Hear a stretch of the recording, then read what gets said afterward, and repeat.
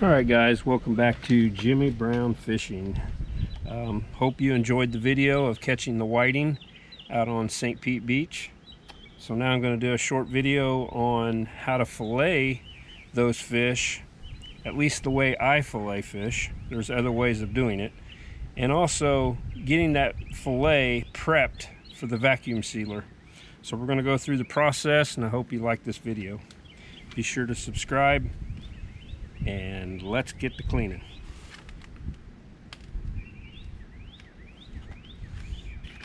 Alright, first thing I'm going to do is just take the knife here and cut right behind the head, just like that. Then I'm going to take the point of the knife, go down the backbone,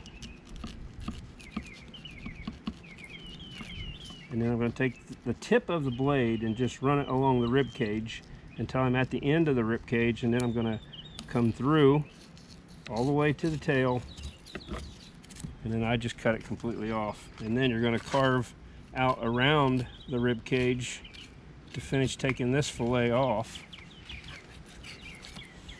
And then there you have a nice fillet. Now the next thing you want to do obviously is get that skin off. You don't want the skin, plus I don't like scaling fish, so I'm just going to fillet that skin right off of the meat.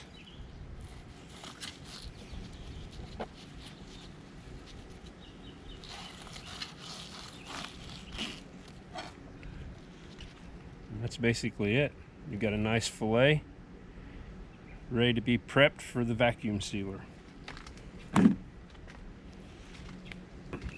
Alright, now I'm going to show you another way that you can also fillet this fish, which will also include removing the rib cage, but adds an extra step to the fillet process. And that is cutting right here behind the head and behind the gill, down to the bone, turning your knife, following the backbone all the way back, and removing the whole side of the fish. Now when you do this, this fillet also includes the rib cage, which is plainly outlined in the fillet. So what you want to do is you just want to take your knife, go in behind that rib cage, cut it out, hold on to this end of the fillet, take your knife right along the skin, and remove that nice piece of white meat from that whiting. It's very simple. That's two different ways of filleting. Alright, next thing you want to do is make sure you completely wash the fillet the best you can. Make sure you get all the blood off of the meat. Make sure you're rinsing it in cold water.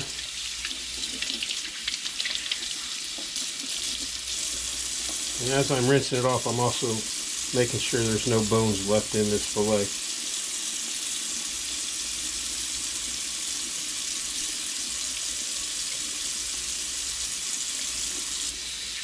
And then once you get all the fillets washed, we're going to move on to the next step, which is lay all the fillets out on a piece of paper toweling to dry them out, so that later on we can put these in the vacuum sealer.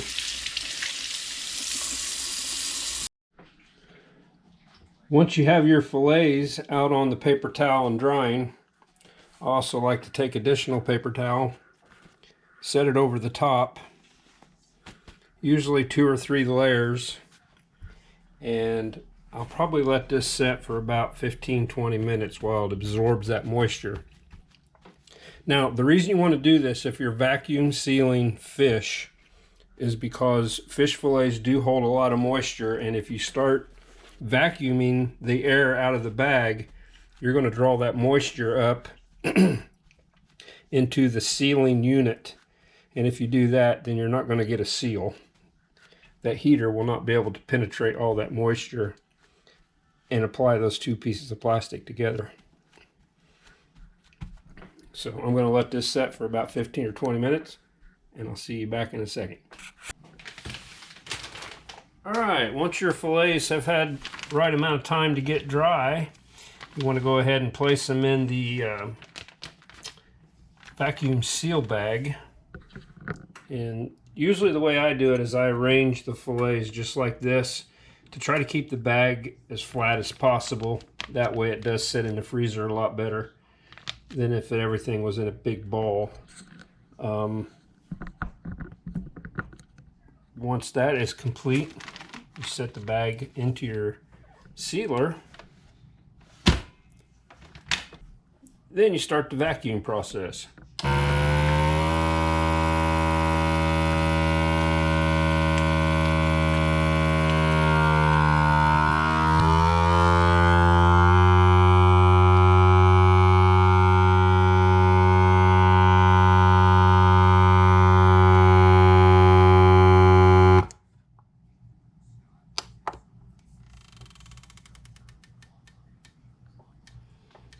And then you're all ready for the freezer.